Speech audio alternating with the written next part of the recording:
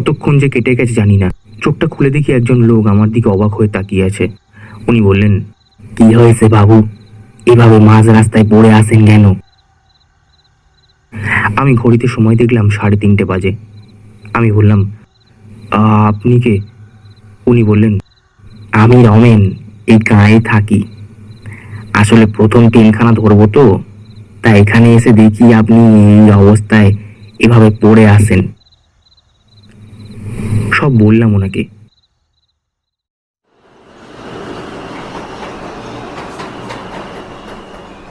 যা, ট্রেনটা ধরতে পারলাম না। এবার কি করব? সারা রাত কোথায় থাকবো? সারা রাত তাহলে স্টেশনেই থাকতে হবে। এসব ভাবছি, হঠাৎ পেছন থেকে একজনের শব্দ শুনে পেছন ফিরে তাকিয়ে দেখি একজন বয়স্ক ভদ্রলোক। পোশাক দেখে মনে হচ্ছে পোস্টমাস্টার মনে হয়। উনি বললেন, কি লাস্ট ট্রেনটা পেলেন না? আমি বললাম, হ্যাঁ, দেখুন না কি অবস্থায় পড়া গেল বলুন তো।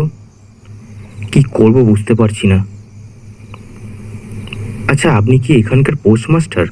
উনি বললেন, হ্যাঁ হ্যাঁ। আমি বললাম, তাহলে তো আপনি এখানেই থাকেন। আচ্ছা, একটু বলতে পারবেন আশেপাশে কোনো হোটেল টোটেল আছে কিনা? উনি বললেন, এই গ্রাম্য এলাকায় হোটেল কোথায় পাবেন? আমি বললাম, কোনো হোটেল নেই, এত রাতে আমার আসাটাই অন্যায় হয়েছে। উনি বললেন, একটা কাজ করতে পারেন আপনি, যদি আপনার কোনো অসুবিধা না থাকে তাহলে আমার কাছে আজ রাতটা আপনি থাকতে পারেন। আমি যেখানে থাকি সেটা এখান থেকে কাছেই। এবার দেখুন আপনি কি করবেন। আমি বললাম, না মানে আপনার কোনো অসুবিধা হবে না তো? উনি বললেন, আরে না না, আমি একাই থাকি, একজন সঙ্গী পেলে বেশ ভালোই হবে, আপনি আসুন। আমি বললাম, অনেক ধন্যবাদ আপনাকে। এখানকার রাস্তাঘাট আগের থেকে অনেক উন্নত হয়ে গেছে না? উনি বললেন, হ্যাঁ, আগের চেয়ে অনেকটাই। আমরা দুজনেই কথা বলতে বলতে এগিয়ে চললাম। কিছুটা যাওয়ার পর ওনার বাড়ি এসে পৌঁছালাম। বেটেখাটো একটা বাড়ি। উনি তালাটা খুললেন। ভেতরে ঢুকে দেখি ওনার অফিস ঘর, আর তার ভেতরে আরও একটা দরজা। বুঝতে পারলাম ওটা ওনার শোয়ার ঘর, আর এই ঘর থেকে উনি সমস্ত কাজকর্ম করেন। উনি বললেন, আপনার হয়তো একটু অসুবিধা হতে পারে, আসলে একা একা থাকি তো ঠিকঠাক গোছানো হয় না, কিন্তু চিন্তা নেই, ভেতরের ঘরে আপনি শুয়ে পড়তে পারবেন। আমি না হয় এই বাইরে তক্ত বসে শুয়ে পড়ব, আপাতত এই চেয়ারটায় বসুন, আমি বরং একটু কিছু করার ব্যবস্থা করি। আমি বললাম, না না, আপনি ব্যস্ত হবেন না, আমার খাওয়া হয়ে গিয়েছে, আপাতত একটু বসি, কিছুক্ষণ পর নয় ঘুমিয়ে পড়ব। উনি বললেন, আচ্ছা ঠিক আছে, তাহলে আপনি একটু বসুন, আমি না হয় আপনার বিছানাটা করে দিয়ে আসি। এই বলে উনি ভেতরের ঘরে চলে গেলেন। আমি ঘড়ির দিকে তাকিয়ে দেখলাম প্রায় 12টা বাজে। চোখটা বুজে চেয়ারে বসে রইলাম।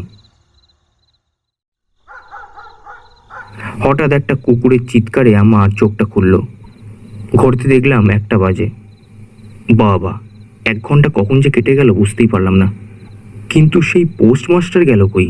বলল বিছানা করতে যাচ্ছি, নিজেই কি ভেতরে ঘুমিয়ে পড়ল? দেখি তো একবার। ভেতর ঘরে ভেজানো দরজাটা একটু চাপ দিতেই খুলে গেল। সঙ্গে সঙ্গে একটা ইঁদুর পচা গন্ধ যেন আমার নাকে আঘাত করলো। ভেতরে দেখি সেই পোস্টমাস্টার তার খাটে দিব্যি শুয়ে আছে। তাকে সামনে গিয়ে ডাকতেই বুঝলাম যেন একটা বরফের ওপর আমি হাত রাখলাম, এত ঠান্ডা। এছাড়াও ভালো করে লক্ষ্য করে দেখলাম ইঁদুর পচা গন্ধটা ওনার গা থেকেই আসছে। এই 1 ঘন্টার মধ্যে হঠাৎ কি হয়ে গেল যে ওনার এই অবস্থা হয়ে গেল? হঠাৎ দেখি উনি চোখ খুলে আমার দিকে তাকিয়ে বলছেন, একা একা থাকি এখানে, আজ 2 দিন ধরে মরে পড়ে আছি, কাউকে পাচ্ছিলাম না যে আমার মৃতদেহের সৎকার করবে, দয়া করে আপনি কিছু একটা করুন। এসব কি হচ্ছে কিছুই বুঝতে পারলাম না। মৃতদেহ কথা বলছে। নিজের মনকে বললাম এখানে আর 1 মুহূর্তও নয়। এক দৌড়ে বাড়ি থেকে বেরিয়ে সোজা স্টেশনের উদ্দেশ্যে দৌড়াতে লাগলাম। স্টেশনে এসে পৌঁছাতেই দেখি স্টেশন সম্পূর্ণ ফাঁকা। হঠাৎ চোখের সামনে অন্ধকার হয়ে গেল। উনি বললেন, ও কানাই মাস্টার, হ্যাঁ উনি এই গাঁয়েরই পোস্টমাস্টার ছিলেন, কিন্তু সে প্রায় 6 মাস হতে চললো মারা গিয়েছে। আসলে একা একা থাকতো তো, আর গোটা গ্রামে চিঠি বিলি করে বেড়াতো। ও খুব ভালো মানুষ ছিল।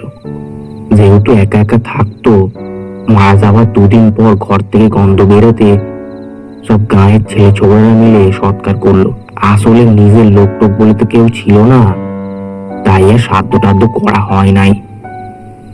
তাই এখনো মাঝে মধ্যে দেখা যায় এদিক সেদিক। গ্রামের মানুষ তো একটু গা শোয়া হয়ে গিয়েছে। দেখি অন্তত পক্ষে যদি একটা গাঁয়ের লোকদের বলে পিন্ডি টিন্ডি দেওয়ার ব্যবস্থা করা যায়। যাকগে, আপনি তো মনে হয় শহরে যাবেন, তার কিছুক্ষণের মধ্যে একটা ট্রেন আছে,